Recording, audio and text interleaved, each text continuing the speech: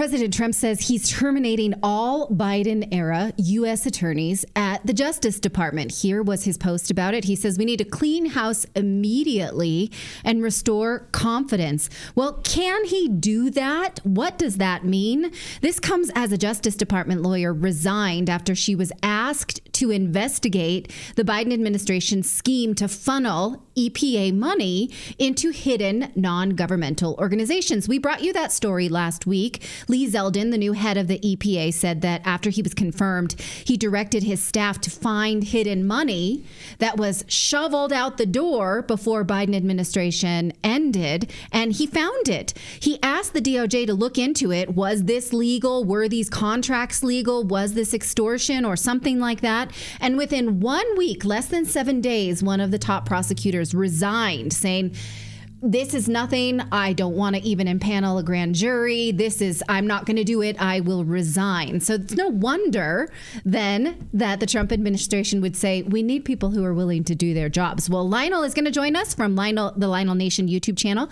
He's a prosecutor. Thank you so much for joining us, Lionel. So is this legal? Can Trump do this? Is it usury? Well, it's not usury. By the way, technically, I was a prosecutor. I am not now, but I'm a licensed trial lawyer. And it's not usury in terms of something being usurious like a loan. But let me explain to you what this is. First and foremost, this is exactly what the president can do. Normally, it is understood that all U.S. attorneys, there's about 93 of them roughly in the United States. These are the U.S. attorneys, the United States attorney for the Southern District of New York, for the Eastern District of New York, from wherever. There's about 93 of them. It is absolutely understood. They normally tender their resignations, and the president decides whom to keep. Number one, this is nothing. Number two, it's his show. This is the separation of powers. Now, since I'm not sure if you covered this, but Judge Dale Ho in New York dealt with this case involving Mayor Eric Adams. Eric Adams had his case ordered to be dismissed by virtue of Emil Bove, who was the assistant, now the attorney general. A highly regarded interim U.S. attorney in New York said, I'm not going to do this. This is a great case. After all, they indicted the mayor of New York for upgrading his airline travel and hotel. Anyway, so she says, going into the first class lounge. They let him go in the lounge, even though he offered to pay for the ticket. That's real where corruption. It starts. That's where it starts. Upgrades. Next thing you know, heroin. Anyway, so what happens is she made this she's very highly respected, said, you're not going to tell me I'm leaving. And they say, well, look at her. She was in the Federalist Society. Let me explain to you. These U.S. attorneys have this idea that we're not some DA in Flagstaff or some Brooklyn DA. We're the United States attorneys. And of that group, the Southern District of New York is the Beverly Hills or whatever it is. This is the creme de la creme.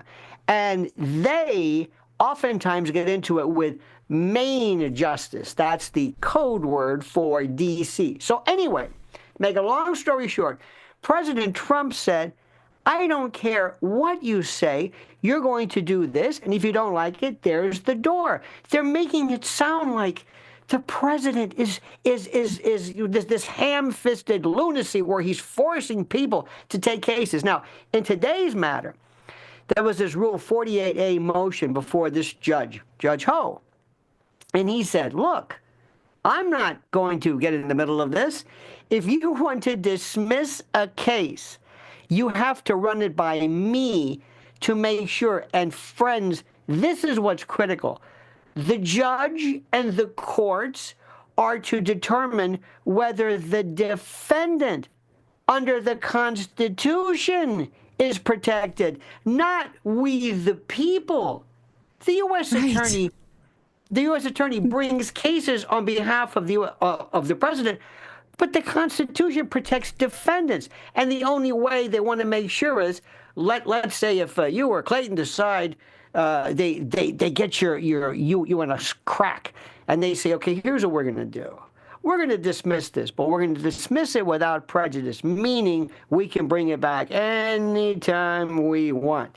They run it by a judge. In this particular case, Judge Hull wanted this 48A rule where the judge has to approve it to make sure that you're not being browbeaten, to make sure that the defendant, in this case, Eric Adams, is protected, not the people, not the citizens. It doesn't work like that. And by the way, if you the lawyers bringing it, it seems that's who they're really protected, is the prosecution. So do we want to live somewhere where the prosecutors have preferential treatment and not the defendants?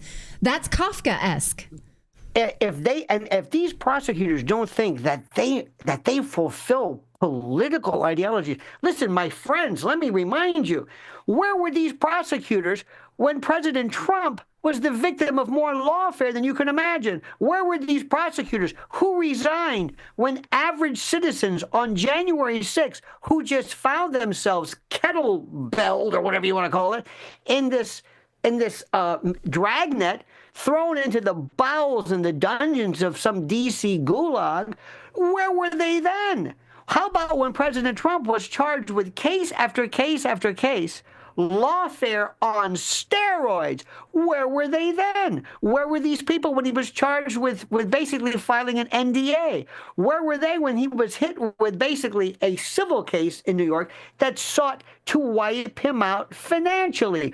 Where were these sensitive protectors of the Constitution then?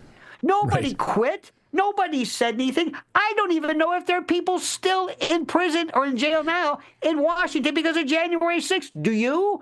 No. Where's anybody? No. But this, Eric Adams or some EPA, you've got to be kidding. And one last thing. These people were on their way out anyway. These people are going to go to the white shoe law firms. They're going to make a fortune. And there's no better way than to leave. I left, daring to say to Trump, you're not going to push me around. Oh, we don't love you. Add a couple $100K to my salary.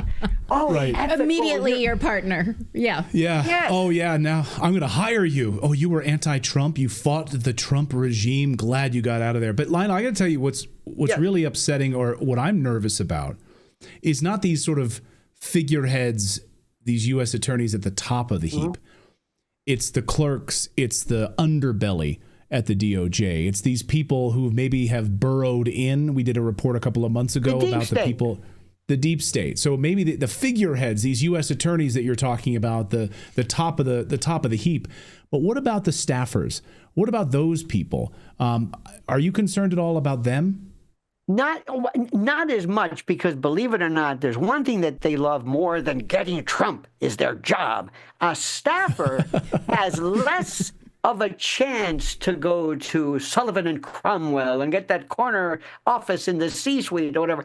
Yeah, that's a part of it.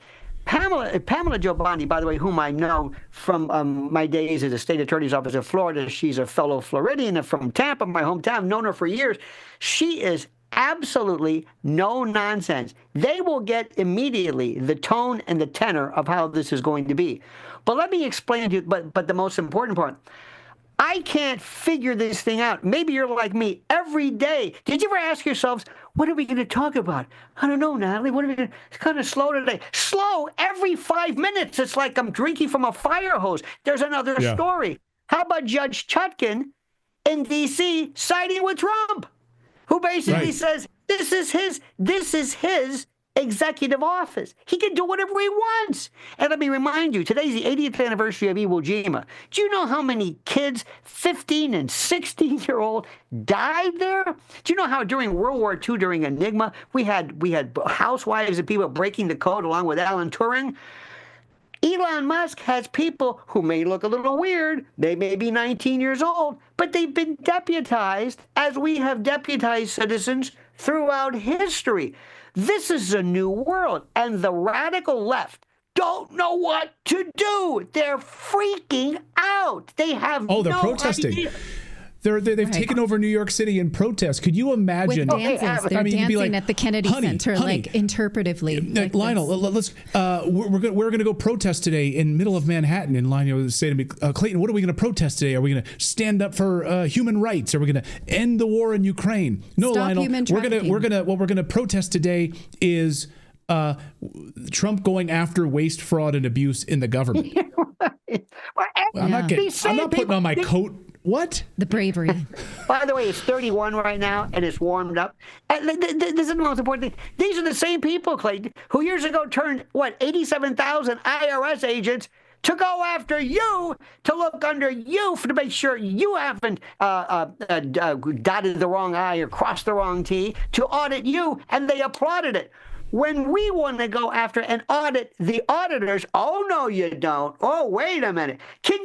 How do they do this? How do they look at I hate to bring this, look at the SNL 50th with Tom Hanks, I know this is not legally related, doing a joke about MAGA racism. What year are you in? What time? What inertial bubble? America, they don't get it. They're like the Japanese soldier who doesn't know the war's over. They're arguing 2016 or something. Did they see the results? I don't understand it. I have a question, though. So this EPA case that we talked about with Lee Zedlin saying, I found all this money. I think it might be illegal. I'd like the DOJ to look into it. And this DOJ prosecutor is like, not doing that. Cannot look into money corruption. Is it possible that she also said, some of my colleagues also said there's no case here, but I've been told to make a case here. Is it possible she could have summed up the merits of this case in less than 5 working days? No. Of course not. Now, they're making this out like to be the Saturday Night Massacre, that this is Archibald Cox. I mean, no. The thing is that here's what you do. This is the most important. If it's, let's say it's President, Natali, and I say, oh, yes, Madam President, I'll do this. Okay. And I sit on it. I don't announce to the world, no, do this. Oh, I'm going to look at it very thoroughly. We've done it, and we issue a no true bill. Remember, the prosecutor, if I want to kill a case, the great Saul Walker said a great prosecutor could indict a ham sandwich if he wanted to. If I want to indict somebody or not indict somebody, let's say it's a cop and I like this person, I just put on crappy evidence, and the grand jury says, we're not going to indict. Okay, I throw the case. These people want to grandstand for their Democratic, liberal, far-left darlings. Oh, you were yes, hi, how are you? I'm Danielle Sassoon. Oh, you were the one who resigned at the come on in. And who are you? Well, I was the one who denied Lee Zeldin the grand jury. Oh, come on in. This is like this, the Hall of Fame. They're trying to virtue signal by not doing their job. And think about this, what you said, not go after corruption. I don't get it. You're actually telling people, instead of pretending, look, here's the best thing. If you're going to throw the case, pretend you're not throwing the case. Right. And so now if we get a good prosecutor who actually shows us a valid indictment, we will see what she refused to look at, and it will be out there for the rest of us to say, yeah, this was corruption with taxpayer dollars. Put it this way. Whenever they find this person guilty, perhaps, and they're entitled to their day, I can see this. Hi, remember this one? Yeah. This is the one that they didn't want to take to the grand jury. The guy who just got 75 years? Yeah.